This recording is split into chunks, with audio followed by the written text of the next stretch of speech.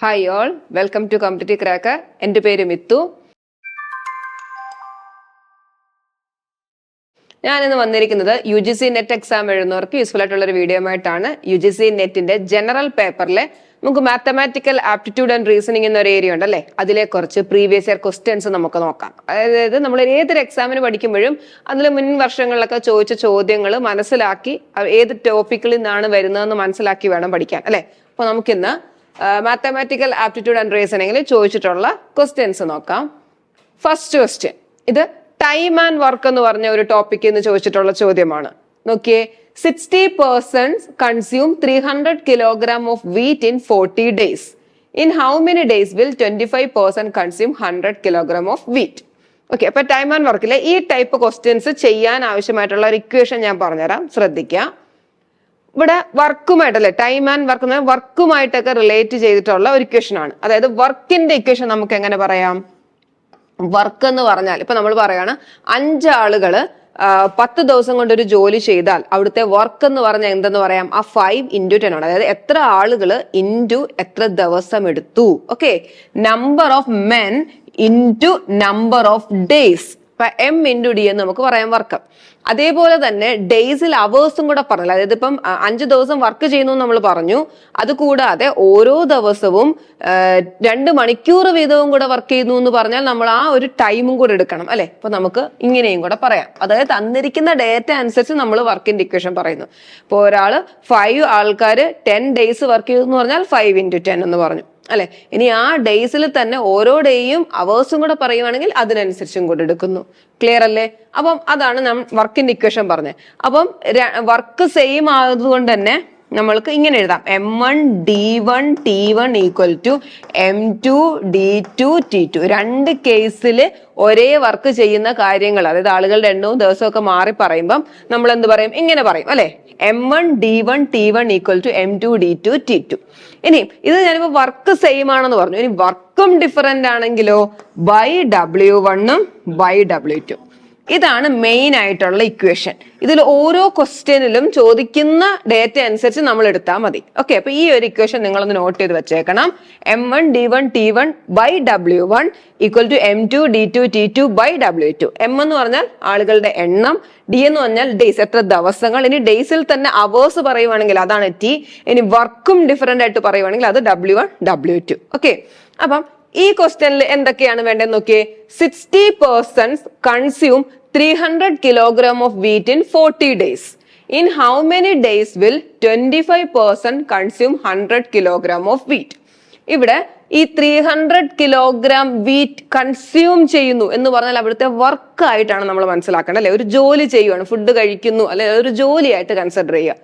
അപ്പം 60% ആളുകളുടെ എണ്ണം ഉണ്ട്, ഡേയ്സ് ഉണ്ട്, വർക്ക് ഉണ്ട് അല്ലെ. അപ്പൊ നമ്മൾക്ക് ഏതൊക്കെ വേണം? M1 D1 by W1 equal to M2 D2 by W2. Clear അല്ലേ? ഇവിടെ ആ ഒരു ഡേയ്സിൽ ടൈം എന്ന് പറഞ്ഞ കാര്യം പറയുന്നില്ല, അതുകൊണ്ട് നമ്മൾ അത് എടുക്കുന്നില്ല. ഓക്കെ, അപ്പൊ ആവശ്യമുള്ള ക്വസ്റ്റ്യന് തന്നിരിക്കുന്ന ഡേറ്റാസ് എടുക്കുന്നു. ഓക്കെ, അപ്പൊ M1 വരെ നമുക്ക് 60 ഇൻറ്റു ഡേയ്സ് എത്ര? 40 ബൈ എത്ര കിലോഗ്രാം വീറ്റ് കൺസ്യൂം ചെയ്യുന്നത്? 300 അല്ലെ. ഇവിടെ നമുക്ക് 300 എന്ന് കൊടുക്കാം. ഈക്വൽ ടു M2 എത്ര? In how many days will 25% days നമുക്ക് അറിയത്തില്ല അല്ലെ, D2 ബൈ ഇനി കൺസ്യൂം 100 kilogram ഓഫ് ഇറ്റ് അല്ലെ, 100. ക്ലിയർ അല്ലേ? ഇത് സോൾവ് ചെയ്താൽ നമുക്ക് D2 കിട്ടത്തില്ലേ? നമുക്ക് ക്രോസ് മൾട്ടിപ്ലൈ ചെയ്ത് സോൾവ് ചെയ്യാം. നിങ്ങൾക്ക് ഇങ്ങനെ തന്നെ ക്യാൻസൽ ചെയ്യാൻ പറ്റുന്നവർ അങ്ങനെ തന്നെ ക്യാൻസൽ ചെയ്ത് ചെയ്യുക, അല്ലാത്തവർ ക്രോസ് മൾട്ടിപ്ലൈ ആണെങ്കിൽ അങ്ങനെ ചെയ്ത് ചെയ്യാം. Okay, that is 60 into 40 into 100 equal to 300 into 25 into D2. ഞാനിങ്ങനെ സ്റ്റെപ്പ് എഴുതുന്നത് ആർക്കെങ്കിലും കാൽക്കുലേഷൻ പാർട്ട് ഉണ്ടെങ്കിലോ എന്ന് കരുതിയാണ് ഞാനിങ്ങനെ സ്റ്റെപ്പ് എഴുതുന്നത്. സത്യം പറഞ്ഞാൽ നമുക്ക് ഇവിടെ 0 ക്യാൻസൽ ചെയ്യാം, 3 ഇവിടെ ക്യാൻസൽ ചെയ്യാം, അങ്ങനെ ക്യാൻസൽ ചെയ്ത് പോയാൽ കുറച്ചും കൂടെ എളുപ്പം. ഓക്കെ, അപ്പൊ ഇത് ക്രോസ് മൾട്ടിപ്ലൈ ചെയ്തു. ഇനി D2 എന്ന് പറഞ്ഞാൽ എന്ത് വരും? ഈ ഒരു 2 അല്ലെ, ഇവിടെ മൾട്ടിപ്ലൈ ചെയ്തിട്ട് ഇപ്പുറത്ത് വരുമ്പോഴത്തേക്ക് അത് ഡിവിഷൻ ആകും. ഓക്കെ, അപ്പൊ 60 ഇൻറ്റു 40 ഇൻറ്റു 100 ബൈ എന്താണ് 300 ഇൻറ്റു 25. ഇനിയും കട്ട് ചെയ്യാനുള്ള എല്ലാം നമുക്ക് കട്ട് ചെയ്യാം. 0 zeros കട്ട് ചെയ്തു. ദെൻ 3യും 16 കൂടെ കട്ട് ചെയ്തു 20 ആയി. ഇനി 20 25 കൂടെ 5 വെച്ച് കട്ട് ചെയ്തു ഇവിടെ 4 ആയി, ഇവിടെ 5 ആയി. ഇനി 5ഉം 40യും കൂടെ കട്ട് ചെയ്താല് 8 ആയി. ഇനി എന്തേ ഉള്ളൂ 4ഉം 8ഉം കൂടെ മൾട്ടിപ്ലൈ ചെയ്യുക 32 days. ക്ലിയർ ആണോ? അപ്പൊ എത്ര ഡേയ്സ് കിട്ടി? 32 days ആൻസർ വന്നു. Option C. അപ്പൊ ഈ ഒരു equation M1 D1 T1 by W1 equal to M2 D2 T2 by W2. Clear അല്ലേ? ഇതേപോലെ തന്നെ ടൈം ആൻഡ് വർക്കിൽ നിന്ന് മറ്റൊരു പേപ്പറിൽ നിന്ന് ചോദിച്ച ഒരു ക്വസ്റ്റ്യൻ ആണിത്. Working 9 hours a day, 12% completes a work in 25 days. Working 6 hours a day, 15% can do the same work in. അപ്പൊ ഇവിടെ പറയുന്നത് എന്താ? ഇവിടെ ആളുകളുടെ എണ്ണം ഡേയ്സ്, ഇനി ഡേയ്സിൽ തന്നെ അവേഴ്സും പറയുന്നു അല്ലെ. വർക്ക് സെയിം ആണെന്നാ പറയുന്നത്. അപ്പൊ നമ്മൾ ഇവിടെ എടുക്കേണ്ട ഏതൊക്കെയാണ്? M1 D1 T1 equal to M2 D2 T2. Clear അല്ലേ? അപ്പം നമ്മൾക്ക് ഇത് ഈ ഒരു ഇക്വേഷൻ ഒന്ന് മനസ്സിലാക്കി വെച്ചിരുന്നാൽ മതി. M1 D1 T1 by W1 equal to M2 D2 T2 by W2. തൊട്ട് മുന്നേ ചെയ്ത ക്വസ്റ്റ്യനിൽ T2 പറയുന്നില്ല, അതുകൊണ്ട് നമ്മൾ M1 D1 W1 എടുത്തു.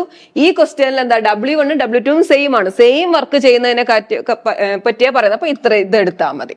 ക്ലിയർ അല്ലേ? ഓക്കെ. അപ്പൊ M1ന്റെ വാല്യൂസ് ഇട്ട് കൊടുക്ക്. 12 into then 25 into 25 തന്നെ ഒരു ഡേയിൽ 9 hours വെച്ചല്ലേ, 9 ഈക്വൽ ടു M2 എത്രയാണ്? 15%. 15 into D2. D2 ആണ് നമുക്ക് അറിയാനുള്ളത് അല്ലെ. So let it be D2. Then working 6 hours per day equal to 6. Clear അല്ലേ? സോ D2 എഴുതണം എങ്ങനെ? D2 ഈക്വൽ ടു എന്തോരും? 12 into 25 into 9 by 15 into 6. ഇനി കട്ട് ചെയ്തിട്ട് നമുക്ക് ആൻസർ കണ്ടുപിടിക്കാമല്ലോ. 5 വെച്ച് കട്ട് ചെയ്താൽ ഇവിടെ 3 ആയി, ഇവിടെ 5. ദെൻ ഇവിടെ 3 ഇവിടെ കട്ട് ചെയ്താൽ ഇവിടെ 3 ആയി. ദെൻ ഈ 3ഉം 6ഉം കൂടെ കട്ട് ചെയ്താൽ 2 ആയി. ഈ 2ഉം 12 കൂടെ കട്ട് ചെയ്താൽ 6 ആയി. ദെൻ അവസാനം ഏതൊക്കെ ഉണ്ട്? 6ഉം 5ഉം അല്ലെ. ആൻസർ എന്ത് വരും? 6 into 5 30 days. ക്ലിയർ അല്ലേ? Option C 30 days. അപ്പൊ ഈ ഒരു ഇക്വേഷൻ മറന്നു പോകരുത്. M1 D1 T1 by W1 equal to M2 D2 T2 by W2. Next question. 3 successive discounts of 30% on the mark price of an item are together equivalent to a single discount of. എന്താണ്? ഒരു സാധനത്തിന്, ഒരു ഐറ്റത്തിന്റെ mark പ്രൈസിൽ 30% discount. എത്രയാണ്? 3 ഡിസ്കൗണ്ടുകൾ കിട്ടി. അങ്ങനെയാണെങ്കിൽ അത് ആ 3 ഡിസ്കൗണ്ടുകൾ എന്നാൽ സിംഗിൾ ആയിട്ടുള്ള ഒരു ഡിസ്കൗണ്ട് ആയിട്ട് പറഞ്ഞാൽ എത്ര ആണെന്നാണ് ചോദിക്കുന്നത്. എങ്ങനെ ചെയ്യാം? നമുക്ക് 100 ആണ് അതിന്റെ പ്രൈസ് എന്നങ്ങ് അസ്യൂം ചെയ്യാം ആദ്യം. അതായത് ആ മാർക്ക് പ്രൈസ് ഓഫ് ഐറ്റം 100 ആണെന്ന് വിചാരിക്കാം. അങ്ങനെ നമ്മൾ 3 തവണ 30% ഡിസ്കൗണ്ടിന് ശേഷം അതിന്റെ വില എത്ര ആണെന്ന് കണ്ടുപിടിക്കുക. ക്ലിയർ അല്ലേ? ആദ്യം 100 ആയിരുന്നു, ആദ്യം ഒരു 30% കൊടുത്തു, പിന്നെ ഒരു 30% കൊടുത്തു, വീണ്ടും ഒരു 30% ഡിസ്കൗണ്ട് കൊടുത്തു. അങ്ങനെ കിട്ടുന്ന ആ ഒരു പ്രൈസ് കണ്ടുപിടിച്ചു കഴിഞ്ഞാൽ 100ൽ നിന്ന് എന്താണോ വ്യത്യാസം അത്രയും ശതമാനം അല്ലെ. ഇപ്പൊ നോക്കിയേ, 100ൽ നിന്ന് ആദ്യം നമ്മളൊരു 30% കുറച്ചാൽ എളുപ്പമാണ്, 70 ആണ് അല്ലെ. 100ന് 30% 30, 100ൽ നിന്ന് 30 കുറയ്ക്കുമ്പം 70 എന്ന് കിട്ടും. അടുത്തത് ഇനി എന്താ? 70 ആണ്, വീണ്ടും എന്താ? 30% ഡിക്രീസ് ആണ്. അപ്പൊ എന്ത് ചെയ്യാം? 70 minus 30% of 70 അല്ലെ. ദാറ്റ് ഈസ് 70 മൈനസ് ഇത് സോൾവ് ചെയ്യുമ്പോൾ നമുക്ക് 21 എന്ന് കിട്ടും. 9 49 എന്നിട്ട് അല്ലെ 49 ആയി. അങ്ങനെ 70 ആയിരുന്നത് വീണ്ടും ഒരു 30% ഡിസ്കൗണ്ട് എടുത്തപ്പോൾ അത് 49 ആയി. വീണ്ടും ഇനി എന്താ? 49 മൈനസ് എന്താ? 30% ഓഫ് 49 അല്ലെ. That is 49 minus 49 by 100. Solve ചെയ്ത് 0 0 കട്ട് ചെയ്തു. ദാറ്റ് ഈസ് 49 മൈനസ് 27 to 14.7 അല്ലെ. ദാറ്റ് ഈസ് 49ൽ നിന്ന് 14.7 ഒന്ന് മൈനസ് ചെയ്തേ. 10 3 34.3 എന്ന് വരും അല്ലെ. അതായത് 34.3 ആയി. എന്ന് വെച്ചാൽ എന്താ? 100 ആയിരുന്ന സാധനം, ആ ഒരു ഐറ്റത്തിന്റെ പ്രൈസ് 100 ആയിരുന്നു. 30% ഡിസ്കൗണ്ടുകൾ കൊടുത്തു കഴിഞ്ഞപ്പോഴത്തേക്ക് അതിന്റെ വില എന്തായി? 34.3 ആയി. അപ്പൊ റിസൾട്ടന്റ് ആയിട്ടുള്ള ചേഞ്ച് എന്താ? 100-ൽ നിന്ന് 80 ആയാൽ നമ്മൾ പറയും 20% ഡിക്രീസ് ചെയ്തു അല്ലെ? 100 - 80. 100-ൽ നിന്ന് അത് 70 ആയാൽ നമ്മൾ പറയും 30% ഡിക്രീസ് ചെയ്തു. ആ 100 - 70 ചെയ്താൽ മതി. അതേപോലെ 100-ൽ നിന്ന് എന്തായി? 34.3 ആയി. അപ്പൊ എന്താ വ്യത്യാസം? 100 - 34.3 ചെയ്താൽ മതി അല്ലെ? 65.7% ഡിക്രീസ് അല്ലെങ്കിൽ ഡിസ്കൗണ്ട് ആണ് ഉണ്ടായത്. 65.7. Option C. ക്ലിയർ അല്ലേ? അപ്പൊ നമ്മുടെ ടീം കോമ്പറ്റേറ്റീവ് ക്രാക്ക് ജൂണിലേക്കുള്ള UGC നെറ്റിന്റെ എക്സാമിന്റെ കോച്ചിങ് സ്റ്റാർട്ട് ചെയ്തിട്ടുണ്ട്. അപ്പൊ ആ കോഴ്സിലേക്ക് നിങ്ങൾക്ക് ജോയിൻ ചെയ്യാവുന്നതാണ്. ഇപ്പോൾ തന്നെ നിങ്ങൾ അത് പഠിച്ചു തുടങ്ങണം. എന്നാലേ ആ ഒരു ടൈം ആകുമ്പോഴത്തേക്ക് നല്ല രീതിയിൽ ആ സിലബസിലുള്ള എല്ലാം പഠിച്ച്, അതുപോലെ നമ്മൾ പ്രീവിയസ് ഇയർ ക്വസ്റ്റ്യൻ അനാലിസിസും മോക്ക് ടെസ്റ്റുകളും എല്ലാം അറ്റൻഡ് ചെയ്ത് നല്ല രീതിയിൽ നിങ്ങൾ എക്സാമിന് നിങ്ങൾക്ക് എഴുതണമെന്നുണ്ടെങ്കിൽ ഇപ്പോൾ തന്നെ നിങ്ങൾ ഈ കോഴ്സിലേക്ക് ജോയിൻ ചെയ്യുക. നമ്മുടെ ജനറൽ പേപ്പറിനും അതേപോലെ തന്നെ economics, commerce, English, management, CSR, physics, ഈ പേപ്പേഴ്സിനും എല്ലാം നമ്മൾ കോഴ്സ് പ്രൊവൈഡ് ചെയ്യുന്നുണ്ട്. അപ്പൊ ഈ കോഴ്സിനെ പറ്റിയുള്ള കൂടുതൽ വിവരങ്ങൾ അറിയാൻ നിങ്ങൾ ഈ കാണുന്ന നമ്പറിൽ കോൺടാക്ട് ചെയ്യാവുന്നതാണ്. ഓക്കെ, അപ്പൊ നമുക്ക് ബാക്കി ക്വസ്റ്റ്യൻസ് നോക്കാം. Next question. In a certain coding language, the word slight is coded as UJKEJR. Then the word ground will be coded as. ഇത് കോഡിംഗ് ആൻഡ് ഡീകോഡിംഗ് എന്നുള്ള ഒരു ക്വസ്റ്റ്യൻ ആണ്. അതിൽ നിന്ന് സ്ഥിരം ഇപ്പൊ ചോദ്യങ്ങൾ ചോദിക്കുന്നുണ്ട്, കോഡിംഗ് ഡീകോഡിംഗ് അല്ലെ? അപ്പൊ ഇത് വളരെ എളുപ്പമായിട്ട് നമുക്കത് റീസണിങ് ഏരിയയിൽ നിന്ന് വരുന്നതാണ്. നമ്മുടെ മാത്തമാറ്റിക്കൽ ആപ്റ്റിറ്റ്യൂഡ് ആൻഡ് റീസണിംഗ് എന്നുള്ള റീസണിംഗ് ഏരിയത്തുള്ള ഒരു ടോപ്പിക്കാണിത്. അപ്പൊ ഈ ഒരു കോഡിംഗ് വളരെ എളുപ്പമായിട്ടുള്ളതാണ്. അപ്പൊ അതിന് ചെയ്യേണ്ട ഇത്രേ ഉള്ളൂ. നമ്മൾ ഇതേപോലെ ലെറ്റേഴ്സ് വെച്ചിട്ടുള്ള കോഡിംഗ് വന്നാൽ A തൊട്ട് Z വരെ നമ്മൾ അതൊന്ന് നോട്ട് ചെയ്യുക. ആ നോട്ട് ചെയ്ത് ഇൻ കേസ് അതിന് നമ്പേഴ്സ് വെച്ച് വല്ലാണ് കോഡ് ചെയ്തേക്കുന്നുണ്ടെങ്കിൽ എന്ത് ചെയ്യണം? ലെറ്റേഴ്സിനെ നമ്പേഴ്സ് വെച്ച് കോഡ് ചെയ്തിട്ടുണ്ടെങ്കിൽ ആ ലെറ്റേഴ്സ് എഴുതുന്നതിന്റെ കൂടെ അതിന്റെ നമ്പേഴ്സ് ഉണ്ടല്ലോ, ഇപ്പൊ 1 തൊട്ട് 26 വരെയുള്ള ലെറ്റേഴ്സിൽ നമ്മൾ ആ നമ്പേഴ്സും കൂടെ ഒന്ന് എഴുതി വെച്ചിട്ട് നോട്ട് ചെയ്യണം. ഇപ്പൊ ഇവിടെ ഇപ്പം നമ്പേഴ്സ് വേണമെന്നില്ല അല്ലെ? ആ ലെറ്റേഴ്സ് അത്ര എഴുതി വെക്കുക. ദെൻ ആ ഒരു റിലേഷൻ എന്താണ് നമുക്ക് പെട്ടെന്ന് കണ്ടുപിടിക്കാനായിട്ട് പറ്റും.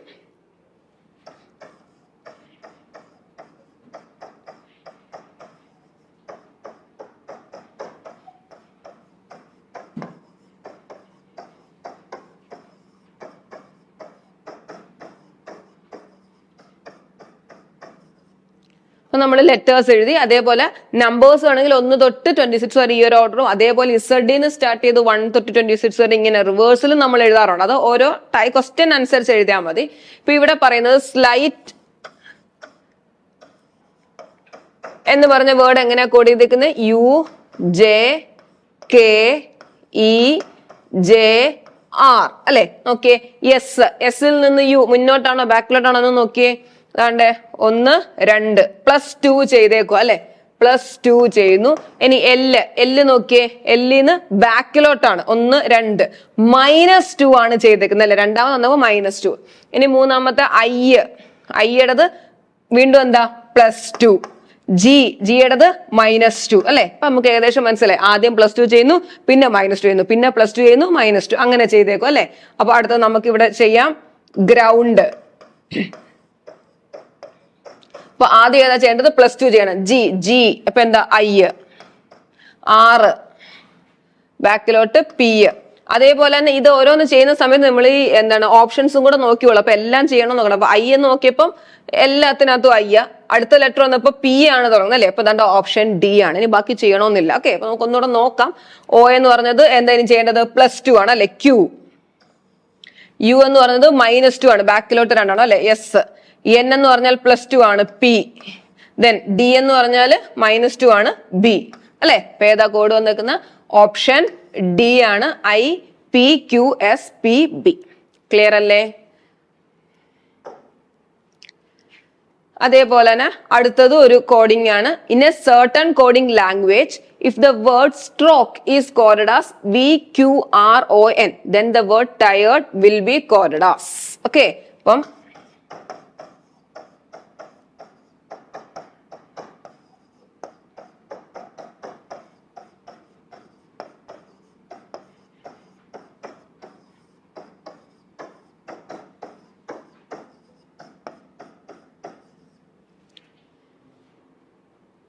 സ്ട്രോക്കിനെ എങ്ങനെ കോഡ് ചെയ്തേക്കുന്നത്?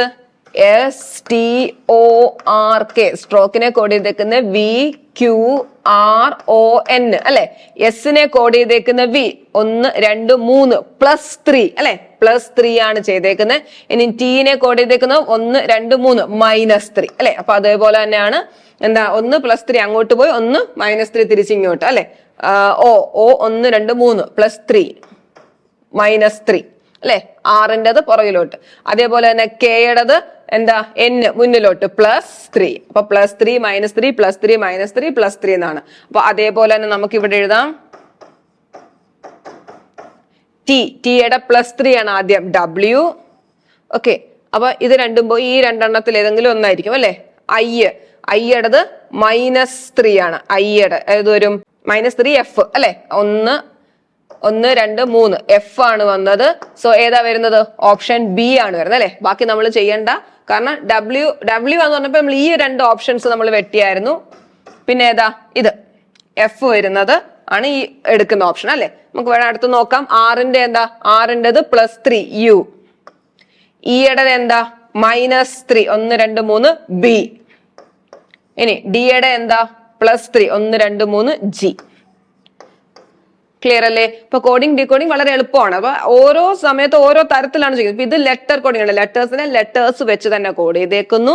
അതേപോലെ തന്നെ എന്താ നമ്പേഴ്സ് വെച്ച് കോഡ് ചെയ്യാറുണ്ട്. അപ്പൊ നമ്പേഴ്സ് വെച്ച് കോഡ് ചെയ്യുമ്പോൾ നമ്മൾ ഈ ABCD എഴുതുന്നതിന്റെ കൂടെ എന്ത് ചെയ്യണം? 1 2 3 4 5 6 ആ ഒരു നമ്പേഴ്സും കൂടെ ഒന്ന് നോട്ട് ചെയ്യുക.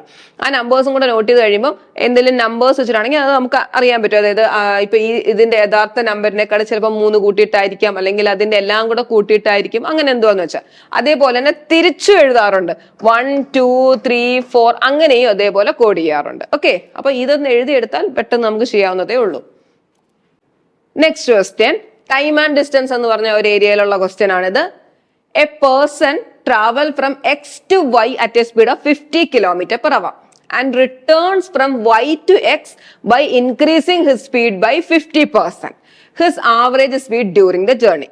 ഓക്കെ, 2 കൺസെപ്റ്റുകൾ അറിയണം. ഒന്ന് ആവറേജ് സ്പീഡിന്റെ ഇക്വേഷൻ അറിയണം. ആവറേജ് സ്പീഡ് എന്താ? ടൈം ആൻഡ് ഡിസ്റ്റൻസ് നമ്മൾ പഠിക്കുന്നതാണ്. ആവറേജ് സ്പീഡ് എന്ന് വെച്ചാൽ total distance by total time. Okay, total distance by total time ആണ് ആവറേജ് സ്പീഡിന്റെ ഇക്വേഷൻ. ഇനി ഒരു കണ്ടീഷനും കൂടെ ചേർത്ത് പറയുന്നുണ്ട് നമ്മള്. ഡിസ്റ്റൻസ് സെയിം ആണെന്നുണ്ടെങ്കിൽ ആവറേജ് സ്പീഡിന്റെ ഇക്വേഷൻ എന്ന് പറയുന്നത്, അതായത് ഒരാൾ ഒരു d ഡിസ്റ്റൻസ് S1 സ്പീഡിൽ പോകുന്നു, അടുത്ത ഒരു d ഡിസ്റ്റൻസ് S2 സ്പീഡിൽ പോകുന്നുണ്ടെങ്കിൽ ആവറേജ് സ്പീഡിന്റെ equation 2S1 S2 by S1 plus S2 ആണ്. അപ്പൊ ഇതും പഠിച്ചു വെച്ചേക്കാം. അപ്പൊ ആവറേജ് സ്പീഡിന്റെ ഇക്വേഷൻ ടോട്ടൽ ഡിസ്റ്റൻസ് ബൈ ഒരു കണ്ടീഷനും ഇല്ലാതെ പറയുവാണെങ്കിൽ total distance by total time ആണ്. അതേപോലെ തന്നെ ഡിസ്റ്റൻസ് സെയിം ആണെങ്കിൽ ആവറേജ് സ്പീഡിന്റെ equation 2S1 S2 by S1 plus S2 ആണ്. ക്ലിയർ ആണോ? അപ്പൊ ഇത് അറിയാത്തവരുണ്ടെങ്കിൽ നോട്ട് ചെയ്തെടുക്കുക. അതേപോലെ ഒരു കാര്യം കൂടെ ഞാൻ പറയുവാണ്, ശ്രദ്ധിച്ചേ. ഇപ്പം എന്റെ കാറിന്റെ സ്പീഡ് എന്ന് പറഞ്ഞത് 40 km/h ആണെന്ന് വിചാരിക്കാം. ഓക്കെ, ദെൻ ഈ കാറിന്റെ സ്പീഡ് increased by 30 km/h അല്ലെങ്കിൽ 60. ഇൻക്രീസ്ഡ് ബൈ 60 km/h എന്ന് പറഞ്ഞാൽ എന്റെ ന്യൂ സ്പീഡ് എന്താണ്? നിങ്ങളൊന്ന് ആലോചിച്ച് നോക്കിയേ. എന്താണ് എന്റെ സ്പീഡ്? ഇപ്പം എന്റെ കാറിന്റെ സ്പീഡ് 40 km/h ആണ്. ആ കാറിന്റെ സ്പീഡ് ഇൻക്രീസ്ഡ് ബൈ 60 km/h എന്ന് പറഞ്ഞാൽ എന്റെ ന്യൂ സ്പീഡ് എന്താണ്? എന്തായിരിക്കും? 40യുടെ കൂടെ 60യും കൂടെ കൂടി, അതാണ് ഇൻക്രീസ്ഡ് ബൈ അല്ലെ. 60യും കൂടെ കൂടി. ക്ലിയർ ആണോ? 40 ആയിരുന്നു ഇപ്പോഴത്തെ സ്പീഡ്, അതിന്റെ കൂടെ 60ഉം കൂടെ കൂടി എന്നാണ് അർത്ഥം. അതായത് ഇപ്പം നിലവിൽ എന്തായി സ്പീഡ്? 100 km/h ആയി എന്നാണ് അർത്ഥം. ക്ലിയർ ആണോ? അതാണ് ഇൻക്രീസ്ഡ് ബൈ എന്നുകൊണ്ട് ഉദ്ദേശിക്കുന്നത്. ഇനി ഇങ്ങനെയാണെന്ന് വെച്ചോ, കാറിന്റെ സ്പീഡ് ഇപ്പൊ 40 km/h ആണ്. ഇനി എന്റെ കാറിന്റെ സ്പീഡ് ഇൻക്രീസ്ഡ് ടു 60 km/h എന്ന് പറയുമ്പോൾ ഇപ്പോഴെന്റെ കാറിന്റെ സ്പീഡ് എന്തായിരിക്കും? ആലോചിച്ച് നോക്കിയേ.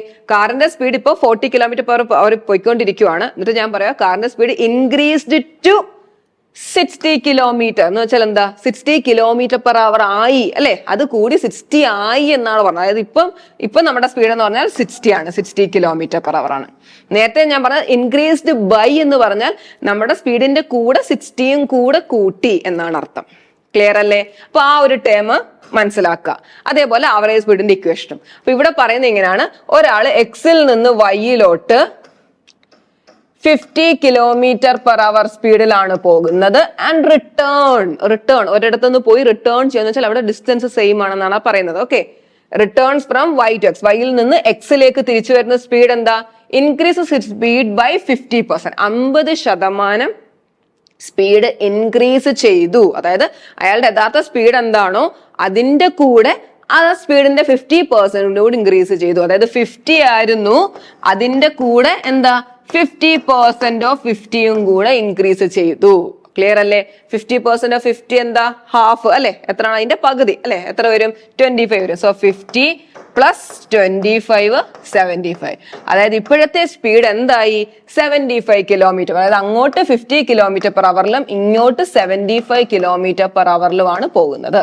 ക്ലിയർ അല്ലേ? ഇൻക്രീസസ് ബൈ എന്ന് പറഞ്ഞതിന്റെ അർത്ഥം, നേരത്തെ ഞാനൊരു വാല്യൂ പറഞ്ഞുകൊണ്ട് പ്ലസ് ഡയറക്റ്റ് ചെയ്തു, ഇവിടെ ഇപ്പൊ ശതമാനത്തിൽ പറയുന്നു അല്ലെ, അയാളുടെ സ്പീഡിന്റെ 50% എത്രയാണോ അത്രയും കൂടെ കൂട്ടി. ഓക്കെ, അങ്ങനെ 75 ആയി. ഓക്കെ, ഇപ്പൊ നമ്മളുടെ എന്താ ആവറേജ് സ്പീഡിന്റെ ഇക്വേഷൻ എന്താണ്, ഡിസ്റ്റൻസ് സെയിം ആണ്. സോ ആവറേജ് സ്പീഡിന്റെ equation 2s1 s2 by s1 plus s2, 2 into 50 into 75 by s1 plus s2 എന്താണ്, 50 plus 75 plus 50. സോൾവ് ചെയ്യാം. 2 into 50 into 75 by 5 12 125. ഇനി കോമൺ ഒക്കെ ഉള്ളത് കട്ട് ചെയ്തേ. ഇവിടെ 25 വെച്ച് കട്ട് ചെയ്യുവാണെങ്കിൽ 25 into 5 ആണ് അല്ലെ, ഇവിടെ 25 into 3 ആണ്. ദെൻ ഇവിടെ 5 വെച്ച് കട്ട് ചെയ്താൽ ഇവിടെ 10 ആയി. എന്ത് വന്നു, 60. എല്ലാം കൂടെ ചെയ്താൽ 60 kilometre per hour. Option B 60 kilometre per hour എന്ന് കിട്ടും. ക്ലിയർ ആണോ? അപ്പൊ ഇന്ന് ചെയ്ത ക്വസ്റ്റ്യൻസ് ഒക്കെ നിങ്ങൾക്ക് മനസ്സിലായോ? നന്നായിട്ട് ഒന്നും കൂടെ ഒന്ന് നോക്കുക. ആ ഓരോ ഏരിയയിൽ നിന്നും അതിൻ്റെ ആയിട്ടുള്ള ക്വസ്റ്റ്യൻസ് നമ്മൾ ചെയ്ത് പഠിക്കണം. ഓരോരോ ടൈപ്പ് ഉണ്ട്. അപ്പൊ അതിലുള്ള കാര്യങ്ങളെല്ലാം നമ്മൾ പഠിച്ചു കഴിഞ്ഞാൽ വളരെ എളുപ്പം നിങ്ങൾക്ക് ഈ ഒരു ടോപ്പിക്കിൽ നിന്ന് മാർക്ക് സ്കോർ ചെയ്യാവുന്നതേ ഉള്ളൂ. അപ്പൊ നിങ്ങൾ ഈ വീഡിയോ നിങ്ങൾക്ക് ഇഷ്ടപ്പെട്ടെങ്കിൽ നിങ്ങൾ ലൈക്ക് ചെയ്യുക, നിങ്ങളുടെ ഫ്രണ്ട്സിനൊക്കെ ആയിട്ടൊന്ന് ഷെയർ ചെയ്യുക, ഞങ്ങളുടെ ചാനൽ ഒന്ന് സബ്സ്ക്രൈബ് ചെയ്യുക. മറ്റൊരു വീഡിയോയുമായി വീണ്ടും കാണാം. Thank you.